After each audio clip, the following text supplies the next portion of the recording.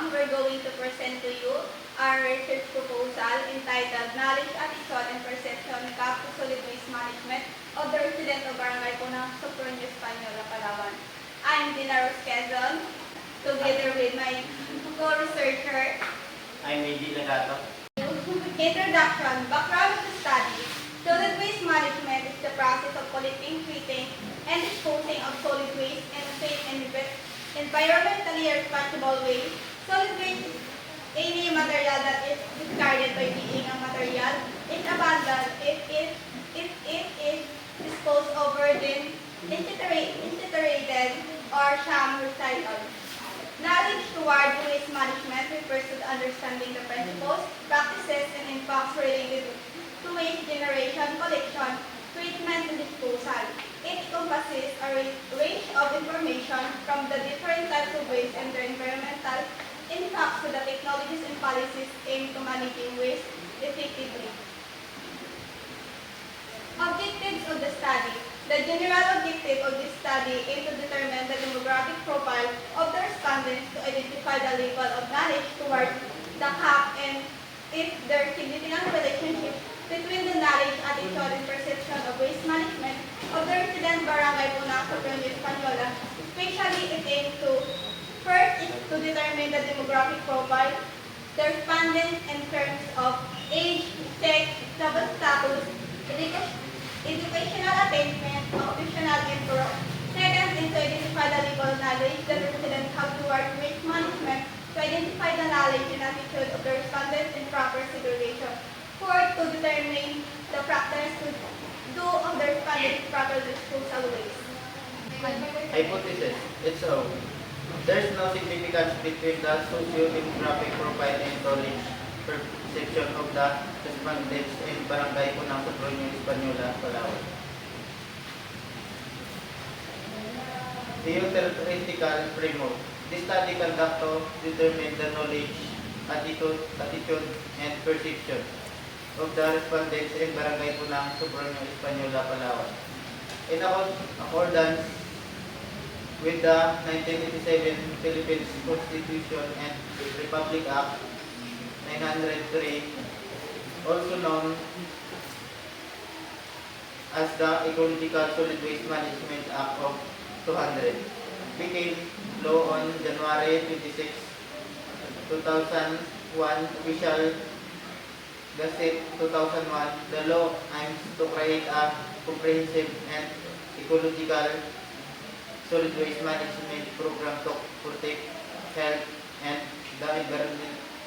RA 9003 especially mandates all and especially the local government units LGO to adopt a systematic, comprehensive and ecological waste management program which shall ensure. Research paradigm. The researcher paradigm of the study used the independent variables. The independent variable consists of crucial demographic profile of the respondents, including age, sex, educational attainment, occupation, household size, and income level, with a dependent variables that include knowledge, attitude, and perception of solid waste management. Methodology. Research design. The researcher used the descriptive operational researcher design using the adaptive survey questionnaire to describe the demographic profile of the respondent, to identify the level of knowledge toward the CAP if there is significant relationship between the knowledge, attitude, and perception on waste management of the resident of Barangay Punang, Sopronio, Española, Palawan. The survey design will be used in this study. Respondent of the study, the resident of Barangay Punang, Sopronio, Española, Palawan have 4,003 population. The sampling techniques of slope and formula will be used in this study to select the 264 respondents. Slope and formulas. N equals N sample size, N capital sample population, and E margin of error. Given sample population equals 4,033, E equals 0.05. N equals 4,033 over 1 plus 4,033 times 0.05 equals 4,033 over 1 plus 4,033 times 0.0025. N equals 4,033 over 1 plus 10.08. N equals 4,033, 10.08 is total of 364.98 or 364. Local of the study. The researcher focused on the resident on Barangay Punang, Sopronio Española, Palawan. This study will be conducted in Barangay Punang, Sopronio Española, Palawan. It is 6.3 miles away from the center of Sopronio Española, Palawan. It is located in coastal area. Their main source of income are agriculture, fishing, farmers, tourism, and mining. Scope and delimitation. This is focusing on the household to address the knowledge, attitude, and perception. On their awareness and practicing the proper waste management in Barangay Punang, Sopronio Española, it is focuses on examining the level of knowledge of the household. Respondents toward a solid waste management. This study is limited to the respondents' times and ability to answer the questionnaire for long period of time and anyway unforeseen event that disrupt the study timeline. This will be conducted on April 2025. Research instrument. The researcher will give a survey questionnaire to collect the data. The respondents will answer the questionnaire by ticking the box that fit for their answer. The questionnaire is adopted as the RE 2017 and it composed 3 parts. Part 1 will be the demographic profile of the respondents. Part 2 is the level of knowledge towards the cap of the respondents in waste management, and the third is the practice by the respondents towards solid waste management. The question was adopted from the study by Ms. Grace Yagot Conwero, research project environment planning and management published in University of Nairobi on 2019. Data collection procedure. The researcher prepared a letter to the Dean of the College of Public Administration and Management with a recommendation from the advisor to ask permission to formally conduct this study.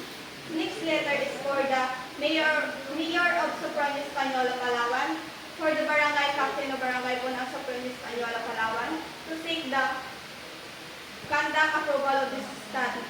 The researcher explained the purpose of study before distributing the questionnaire to the respondents.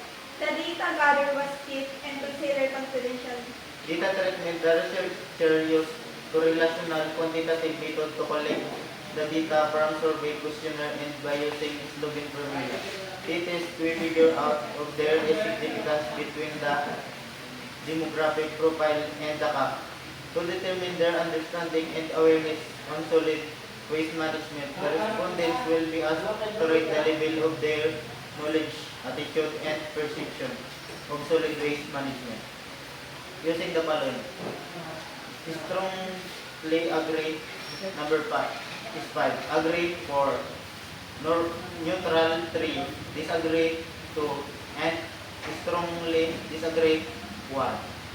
Table 1. Interpretation of main source index for statement describing the understanding and awareness of the respondents. Right, main score and interpretation. 5, 4.50 to 5 strongly agree. 4, 3.50 to 4.59 agree. 3, 2.50 to 3.49 neutral. 2, 1.50 to 2.49 disagree. 1, 2, 2.49 strongly agree. Ethical consideration. The researcher will be secure a formal consent and keep the socio-demographic profile of the respondents of Barangay Punang, Sopronio Española. The researcher will be carefully observe and importance of research study.